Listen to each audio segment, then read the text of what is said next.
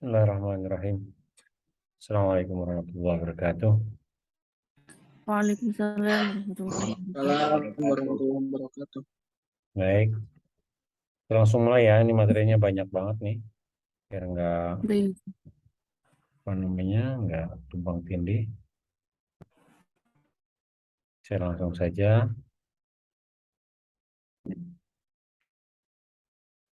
Sama-sama membaca basmalah. Bismillahirrahmanirrahim. Baik, ini kita bicara langsung ke metodologi penelitian, tapi berangkat dari epistemologi keilmuan. Baik. Epistemologi keilmuan dan penelitian ilmiah. Perkembangan ilmu itu berasal dari curiousness, ya, curiosity, rasa ingin tahu. Kemudian meningkat menjadi potensi imajinasi di mana manusia berfantasi merenung apa yang akan dilakukan. Tidak akan ada pesawat kalau manusia nggak bermimpi untuk bisa terbang. Tidak akan ada kapal laut kalau manusia berpikir bahwa dunia ini hanya datar-datar saja. Sehingga orang berupaya ingin membuktikan apa betul bumi itu bulat, apa betul manusia bisa terbang, maka potensi imajinasi inilah yang melahirkan produk-produk ilmu atau produk-produk ilmuwan, pesawat, kapal, traktor, dan sebagainya. Kemudian dengan penalaran yang radikal, yang tajam dan mendasar, serta divergent itu beragam, sehingga menghasilkan akal yang mencari. Inquiring mind itu akal yang selalu mencari. Ada dua cara. Yang pertama oleh Francis Bacon, berkembangnya melalui logika induktif, dan oleh Aristoteles berkembangnya logika deduktif.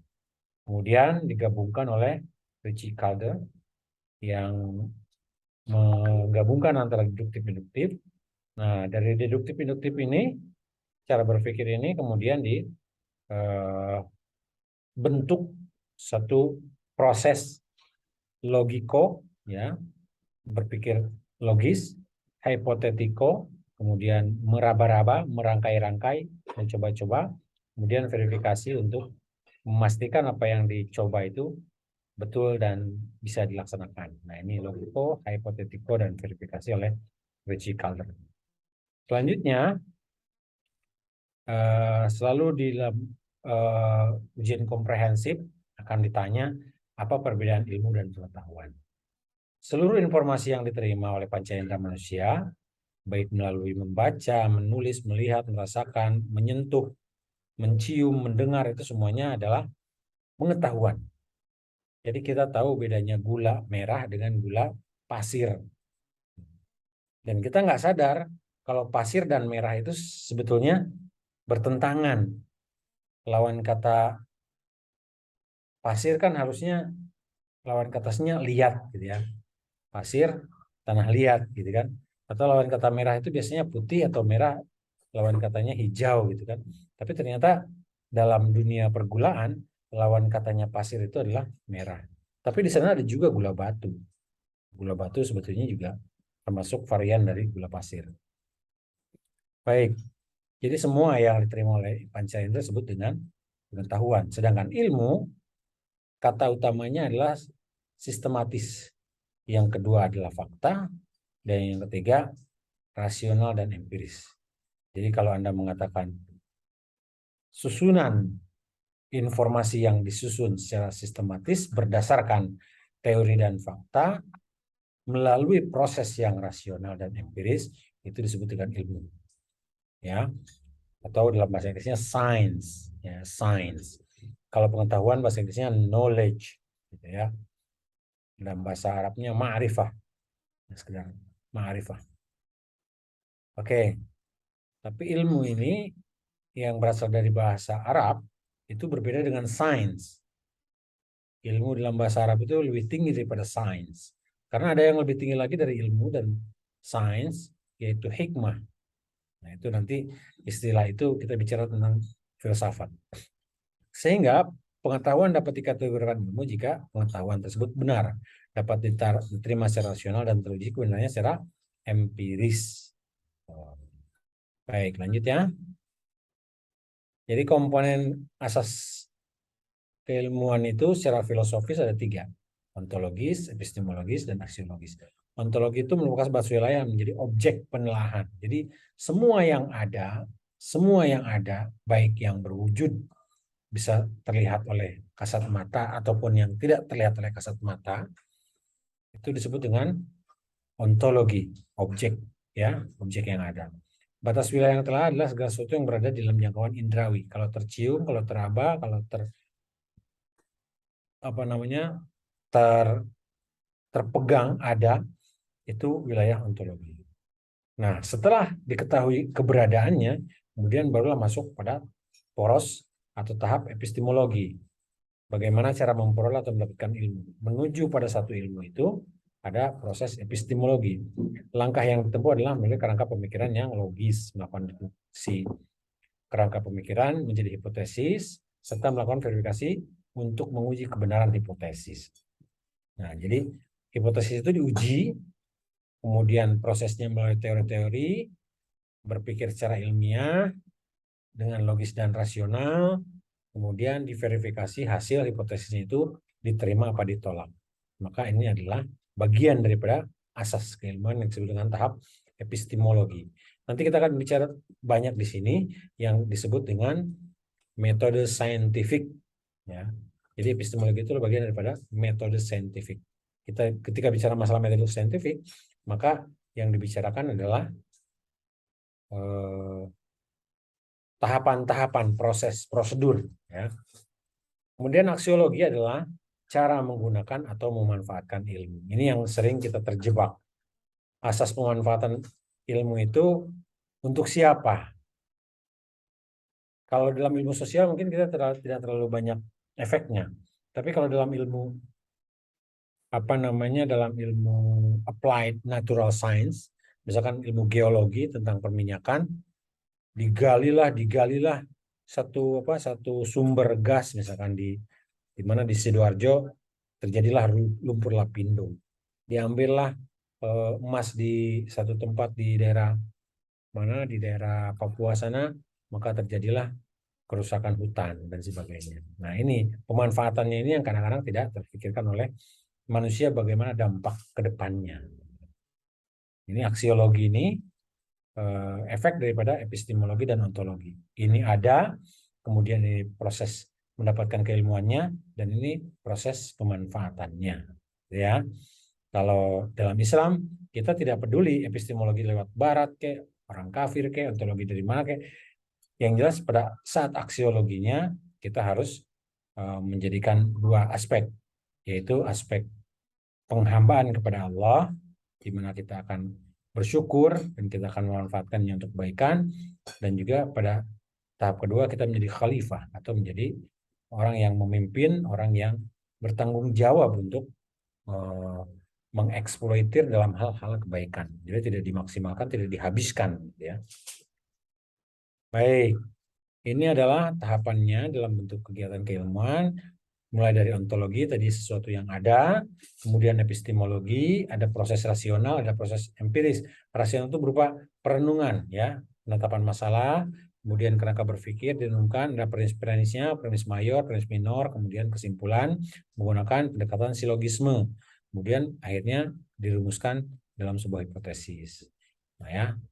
Atau empiris diuji melalui lab, hipotesis itu diperkirakan begini dan begitu, kemudian begitu terbukti diverifikasi dan ditariklah kesimpulan. Ini perumusan hipotesis juga sama, merupakan sebuah kesimpulan tapi dari proses rasional, ya. Dan setelah ini terjadi kesimpulan dari proses empiris ataupun rumusan hipotesis dari proses rasional, maka dimanfaatkan.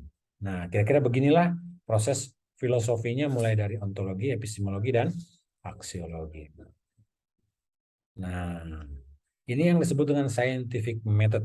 Ini bagian daripada 3 tahapan keilmuan tadi, yaitu berupa epistemologi. Mulai dari masalah, kemudian proses empirisnya diambil melakukan percobaan, datanya diuji validasi, reliabilitasnya, kemudian dianalisis, baru diuji hipotesi, apakah diterima atau ditolak. Adapun dalam proses teoritis atau rasional, kajian teoritis itu dari masalah itu dicari teori-teori yang relevan, dicarikan sumber-sumber data primer. Menurut A bagaimana, menurut B bagaimana, menurut C bagaimana, kemudian dikembangkan menjadi kerangka berpikir dan dibuatlah hipotesis juga. Atau lebih dikenal dengan kesimpulan-kesimpulan. Kesimpulan itu kemudian ditunjukkan dalam bagian akhir.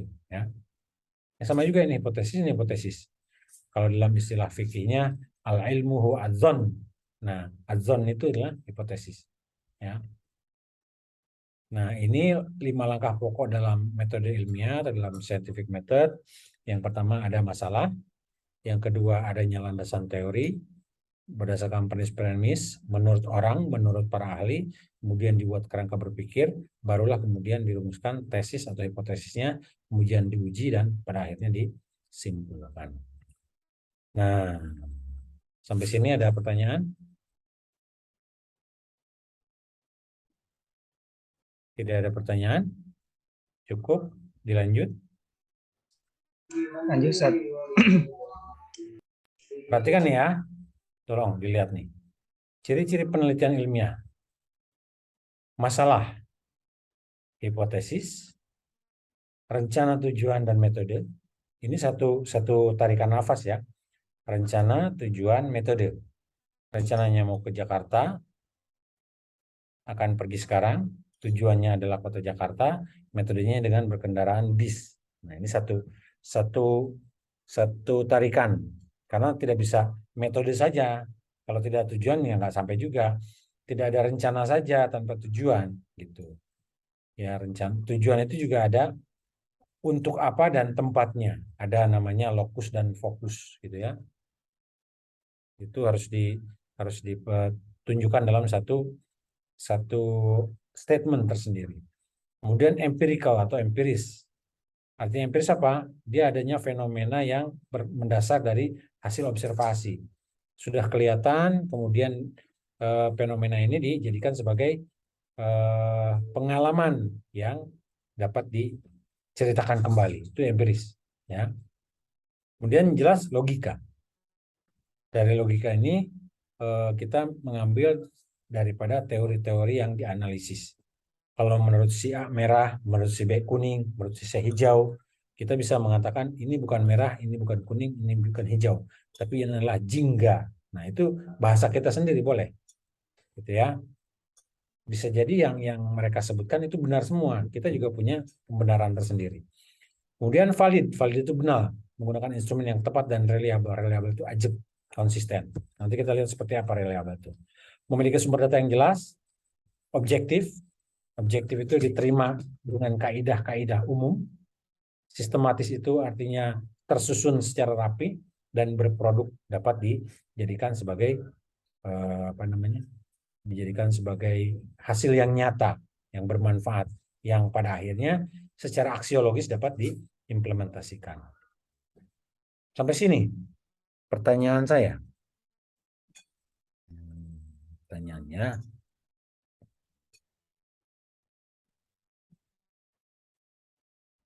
siapa yang bisa jawab? Apa itu metodologi penelitian?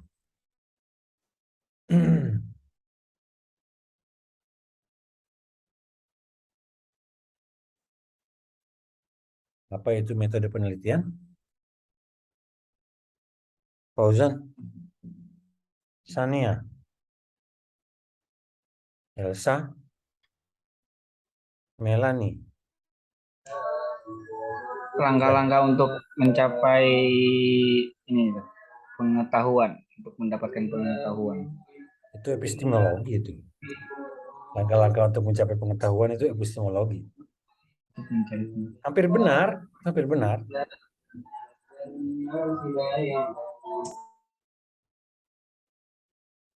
Coba saya perlihatkan lagi ya. Masalah, hipotesis, rencana, tujuan, metode, empiris, logis, valid, data yang jelas, objektif, sistematis, produk. Kalau Anda bisa menyusun beberapa kata dari sini, Anda akan mengerti apa itu metode penelitian.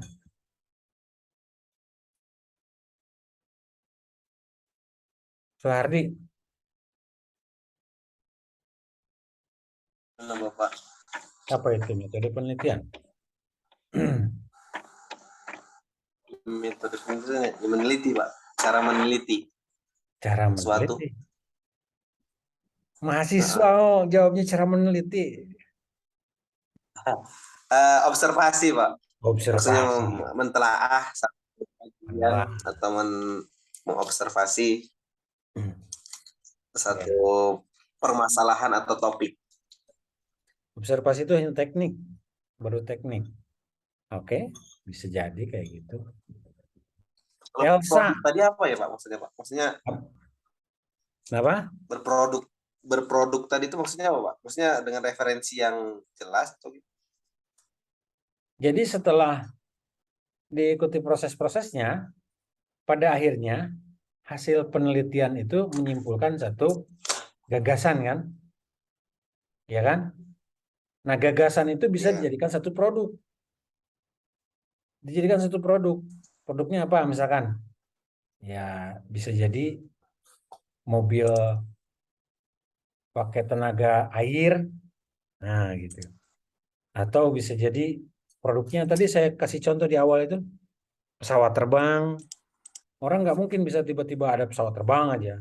Itu hasil proses penelitian yang panjang. Kapal tanker, gitu ya. Itu ada proses penelitiannya. Atau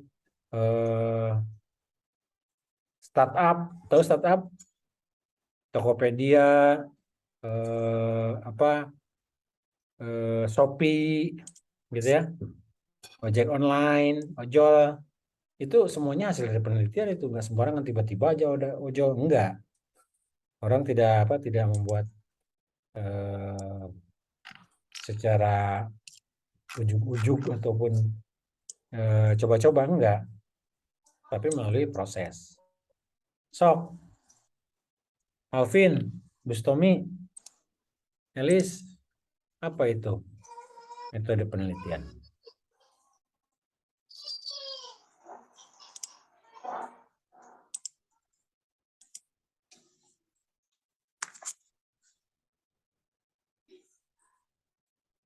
Anda rangkai aja tadi.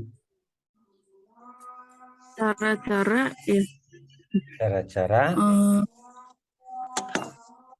kita melakukan pengamatan gitu.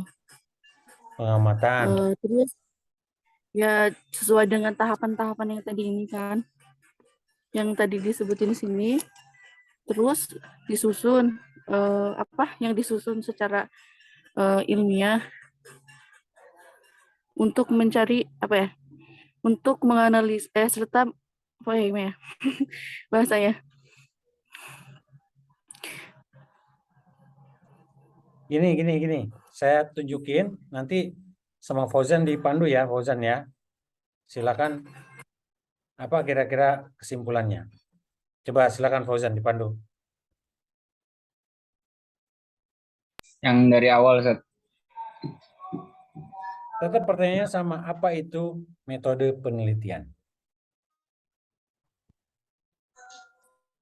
Saya nggak akan ngasih, Anda sendiri yang harus paham.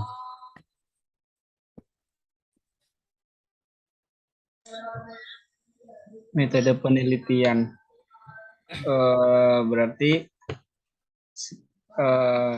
apa ya? Segala langkah-langkah yang harus dilakukan, yang dikerjakan seorang peneliti untuk mencapai untuk mendapat hasil dari sebuah penelitian tersebut. Iya, bisa. Saya minta sekarang Fauzan jadi moderator. Jangan saya yang jadi. Nah, gimana caranya menyusun rangkaian kata-kata ini menjadi susunan, nggak semuanya harus masuk, menjadi susunan yang mencerminkan definisi dari metode penelitian. Penelitian ilmiah. Ya, silakan. Jadi ciri-ciri penelitian ilmiah itu kan yang pertama memiliki masalah yang dimana otomatis harus masalah ini terumus dan juga jelas dan terperinci. Maksudnya di sini adalah masalahnya ini kita tahu dengan jelas permasalahannya ini apa. Habis itu dan juga ya harus jelas terumus itu ada, kita tahu maksud dan tujuannya.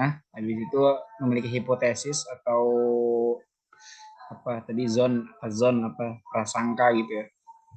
Kita memiliki prasangka atau memiliki ya kalau dibilang rencana bukan rencana tapi hipotesis ini ya dimaksud ya prasangka gitu ya. Yang terumus dengan jelas dan terperinci juga harus jelas karena masalahnya sudah jelas dan terperinci ya otomatis prasangka yang didapat juga harus jelas dan terperinci.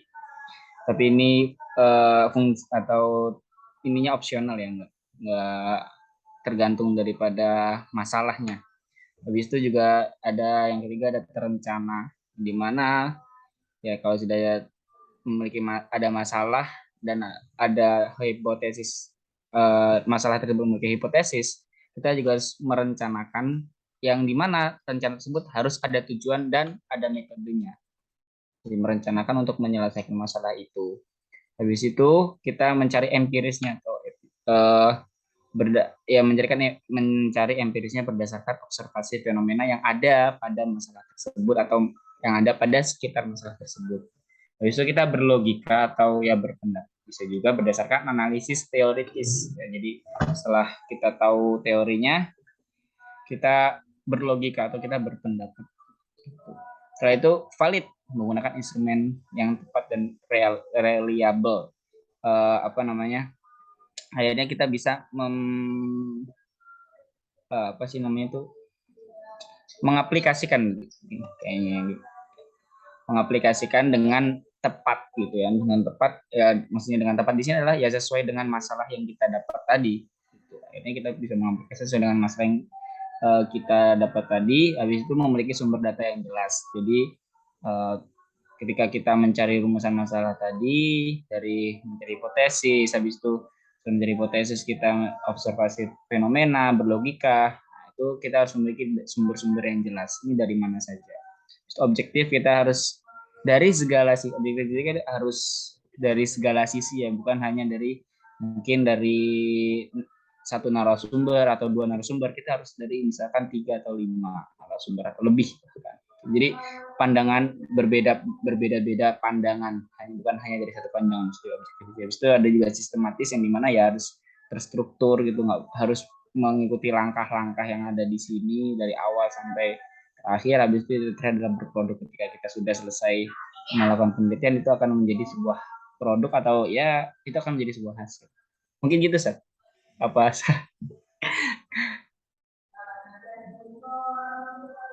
Pak Uzan minta ke teman-teman untuk menyebutkan apa itu metode penelitian bukan dibahas lagi ini udah jelas nih kan oh gitu maksud antum jadi moderator Mas Lutfi Mahat oh anak kira antum minta penjelasan lagi Afwan silakan ya mungkin ada siapa ya Fiman saya Arif ada yang mau mentakrifkan mungkin dari metode penelitian itu apa itu metode penelitian mungkin ada nah yakin nggak ada sih yang ingin mengajukan jadi anak pilih aja ya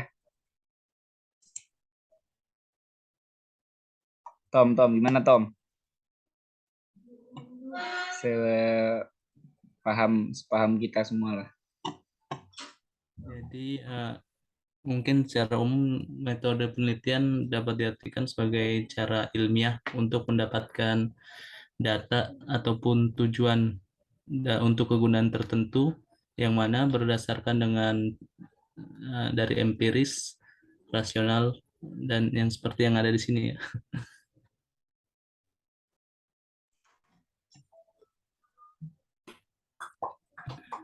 Kembali ke langkah-langkah sama dia mungkin langkah-langkah cara untuk mencapai sebuah penelitian dengan mengikuti ciri atau dengan ciri-ciri yang ada dalam sini. Mungkin ada lagi yang lain yang ingin Anda punya pendapat lain nih, Anda punya apa namanya royun lain, nah, boleh. Silakan. Ada?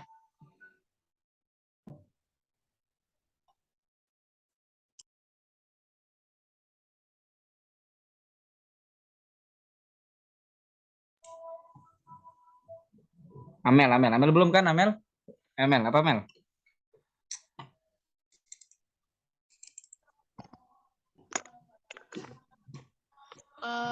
Sebenarnya nggak jauh dari bustomi, kurang lebih sama. Jadi metode penelitian itu kalau yang ditangkap itu dia lebih ke proses secara ilmiah untuk mendapatkan data yang mana data ini nanti akan dipergunakan untuk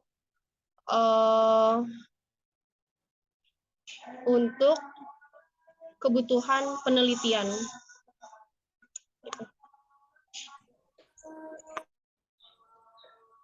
Yep, sama-sama cara ya. Semuanya ke cara berarti. Siapa lagi? Satu lagi deh. Inallahu witrun ibul witro. Satu lagi siapa ya? Jadi Telis udah, Mengerti udah.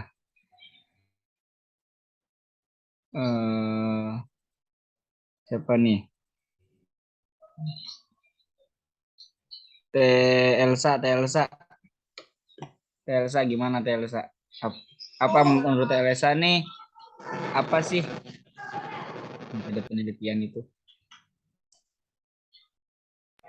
Iya, tadi sempat sudah mendengar juga. Mungkin kurang lebihnya nggak beda ya, intinya satu aja gitu, satu tujuan aja gitu. Jadi meliputi cara-cara, langkah-langkah gitu, dengan mengikuti ciri-ciri yang sudah disampaikan.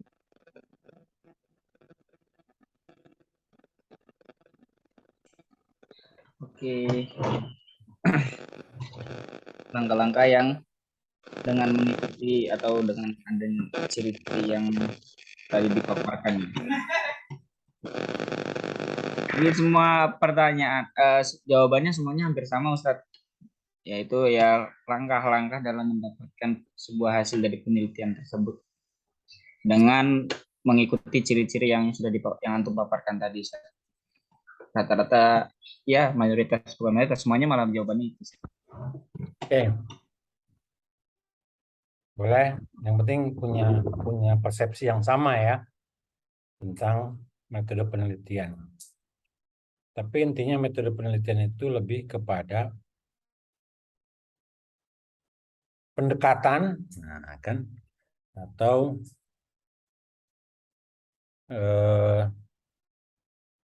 teknik strategi bagaimana mencapai satu kebenaran. Nah, itu.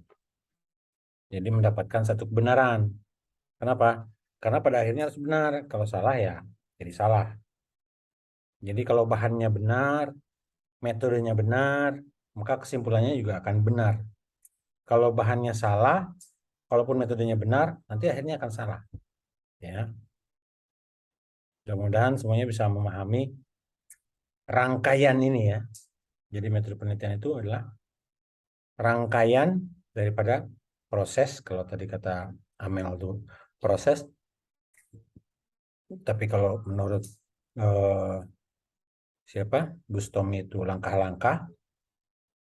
Kalau menurut siapa? Fauzan itu tahapan-tahapan. Apapun itu namanya, step by step proses ini itu harus tercermin dalam metode penelitian ya. Oke, kita masih ada waktu sekitar 8 menit lagi. Lanjut ya.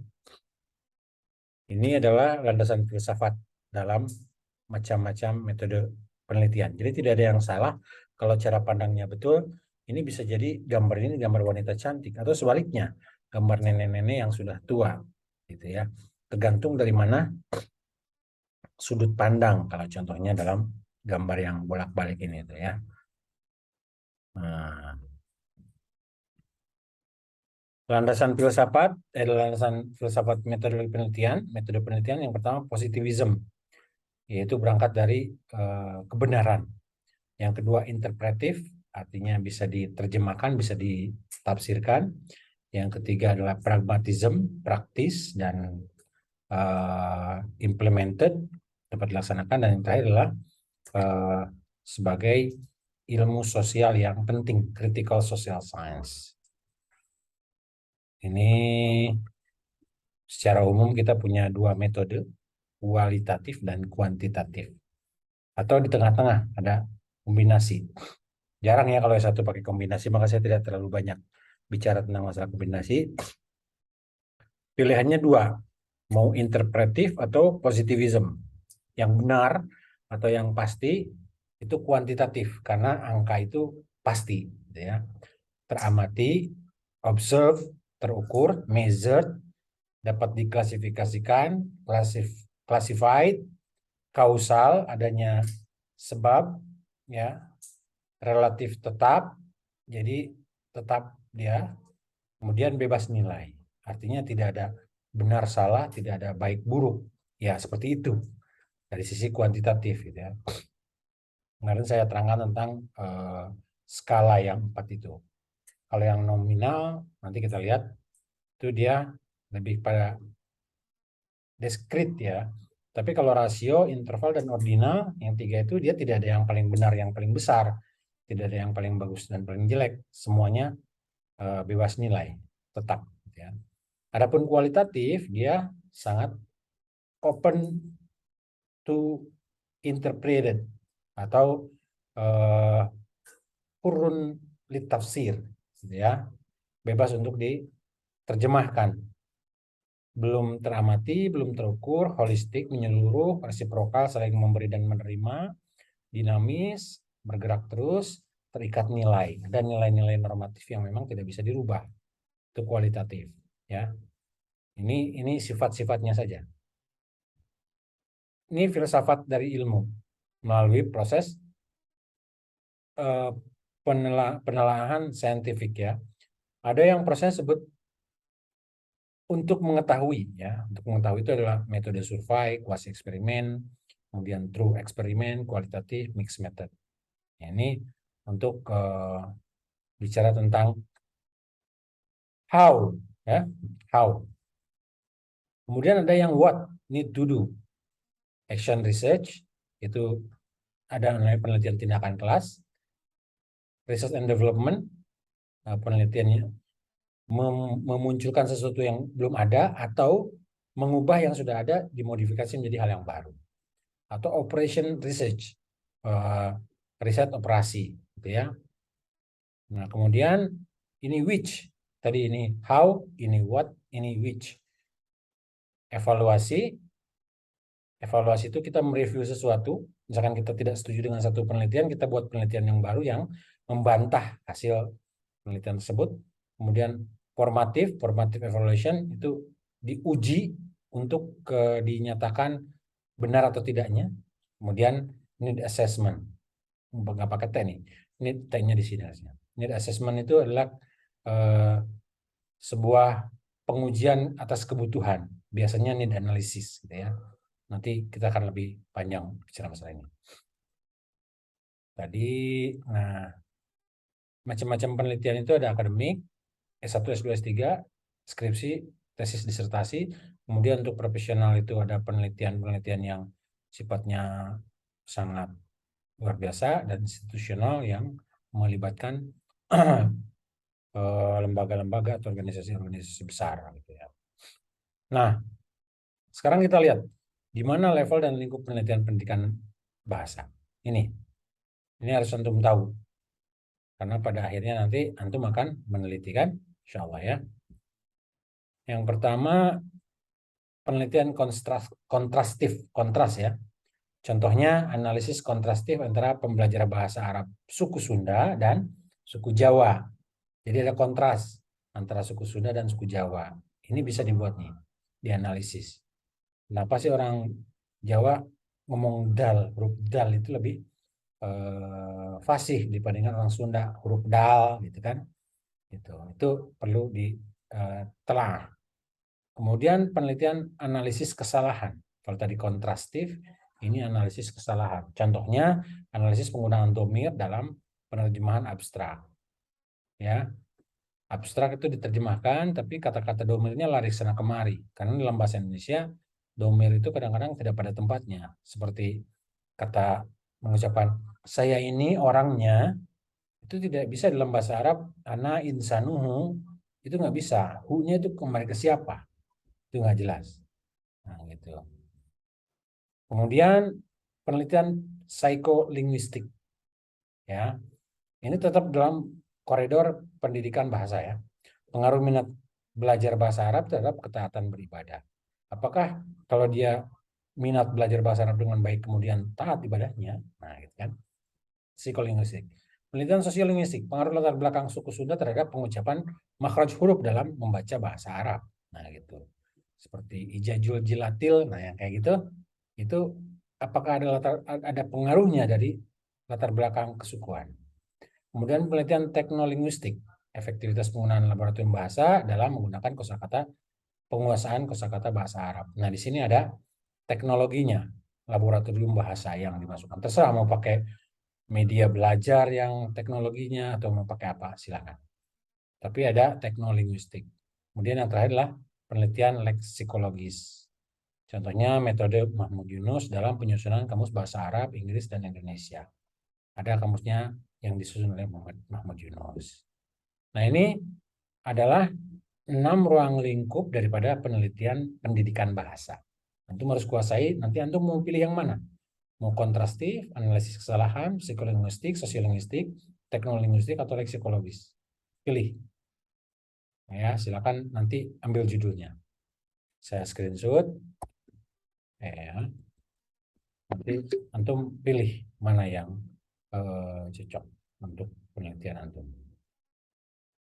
Ini tadi banyak yang bertujuan meneliti itu mendapatkan data. Sebetulnya data ini hanya sebagai sarana untuk menyampaikan kita kepada kesimpulan. Jadi data itu bukan tujuan penelitian. Tujuan penelitian itu bukan pada data. Data hanya sarananya saja. Nah, hakikat penelitian itu untuk mendapatkan data dan digunakan sebagaimana mestinya. Jadi data itu hanya sebagai wacana, bukan sebagai tujuan. Ya. Maka metode penelitian adalah cara ilmiah untuk mendapatkan data dengan tujuan dan kegunaan tertentu. Ya, cara ilmiah untuk mendapatkan data dengan tujuan dan kegunaan tertentu. Ini yang disebut dengan metode penelitian. Tahapan-tahapannya itu urusannya nanti kemudian. Jadi cara ilmiah untuk mendapatkan data dengan tujuan